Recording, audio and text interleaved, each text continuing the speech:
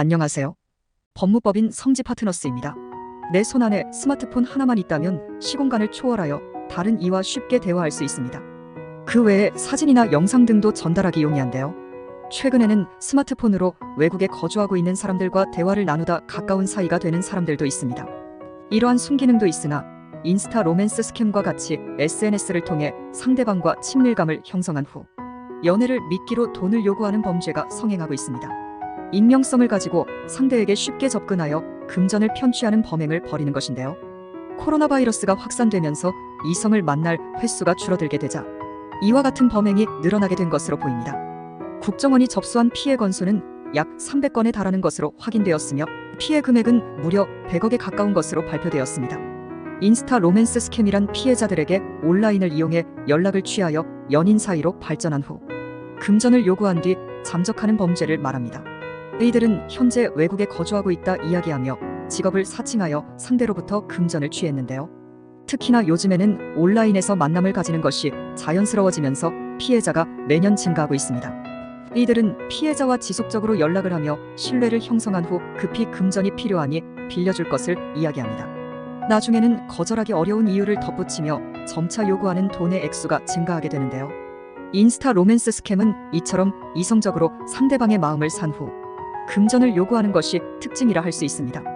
인스타 로맨스 스캠은 타인을 기망하여 금전적인 이득을 편취한 것으로 사기죄에 해당하게 됩니다. 형법에 따르면 사기죄를 범한 사람은 10년 이하의 징역 또는 2천만 원 이하의 벌금형에 처해질 수 있습니다. 여기서 편취하게 된 금액이 5억 원 이상이라면 특정경제범죄 가중처벌 등에 관한 법률에 의거하게 됩니다. 이득을 본 금액이 5억 원에서 50억 원 미만일 때에는 3년 이상의 징역을 선고받을 수 있으며 이득을 본 금액이 50억 이상이라면 무기 또는 5년 이상의 징역형에 놓일 수 있습니다. 게다가 대한민국 또는 국민의 재산을 국외로 이동시키거나 국내로 반입해야 할 재산을 외국에서 은닉 혹은 처분하여 도피시켰을 때에는 1년 이상의 유기징역 또는 해당 범죄 행위의 목적물 가액의 2배 이상 10배 이하에 상당하는 벌금에 처해지게 됩니다. 또한 직접적으로 연락을 주고받지 않아 사기에 가담한 정도가 적다 하더라도 사기방조죄 혐의를 받을 수 있습니다. 인스타 로맨스 스캠 사기 및 환전 사기로 법적 절차를 앞두게 되었다면 가장 먼저 경찰의 조사를 받게 됩니다. 경찰 조사 자리에서 본인이 언급한 내용은 법적으로 매우 중요하게 작용되므로 체계적으로 사안을 다루고 있는 곳에서 도움을 받는 것이 중요합니다. 인스타 로맨스 스캠으로 실형이 아닌 집행유예 2년을 선고받은 사례를 각색하여 이야기해 보도록 하겠습니다. 의뢰인은 온라인 매체를 활용하여 한 여성에게 의도적으로 접근하였습니다. 본인은 현재 해외에 거주하고 있으며 한국말이 서툴다 이야기한 후 직업 군인으로 근무하고 있다 밝혔는데요. 그 후 피해자와 오랜 기간 동안 연락을 주고받으며 일상적인 이야기를 나누었습니다. 그 후 이성적 교제를 하게 되었고 한국으로 돌아가기 위해 금전이 필요하니 비행기 값을 달라 말하였습니다. 이후에도 부모님의 수술비 명목으로 피해자로부터 수천만 원에 달하는 금액을 편취하였습니다. 수개월이 지나도록 얼굴 한번 보지 못하자 상대방으로부터 의심을 사게 되었고 피해자는 의뢰인을 경찰에 신고하여 수사기관에 단속되었습니다. 경찰 조사 날짜가 점차 다가오자 법률 대리인과 상담을 하고 싶었던 의뢰인은 사건의 경위에 대하여 이야기를 나누었습니다. 의뢰인은 한국에 거주하고 있으면서 해외에 있다 언급하였으며 수술비를 명목으로 금전을 취득하였기에 타인을 기망한 것이 보여 인스타 로맨스 스캠 사기죄가 성립되었습니다.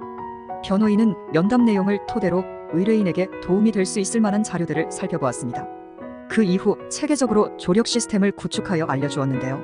의뢰인이 진심으로 자신의 잘못을 뉘우치고 있으며 피해자들에게 최대한 피해를 변상하여 원만하게 합의에 이른 점, 동종 범죄 형사처벌 전력이 없다는 점, 의뢰인에게는 부양해야 하는 가족이 있어 경제적으로 어려운 상황이라는 점 등 양형 사유를 적극적으로 호소했습니다. 이 주장이 받아들여져 재판부는 피고인을 징역 6개월에 처한다. 다만 이 판결이 확정된 날로부터 2년간 위의 형의 집행을 유예한다는 판결을 내렸습니다.